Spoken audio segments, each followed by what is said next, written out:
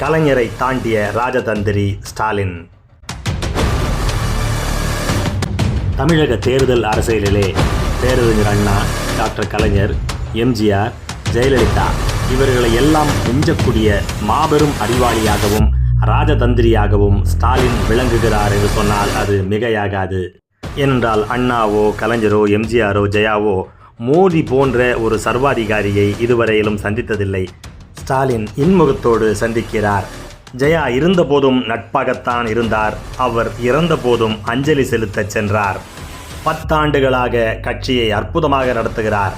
எம்ஜிஆரை வளர்த்துவிட்டு பின்னால் அவராலேயே துரோகம் செய்யப்பட்ட தவறை கலைஞர் செய்தார். ஆனால் ஸ்டாலின் அப்படி யாரையுமே வளர்க்கவில்லை, யாரையும் துரோகம் செய்யவும் விடவில்லை.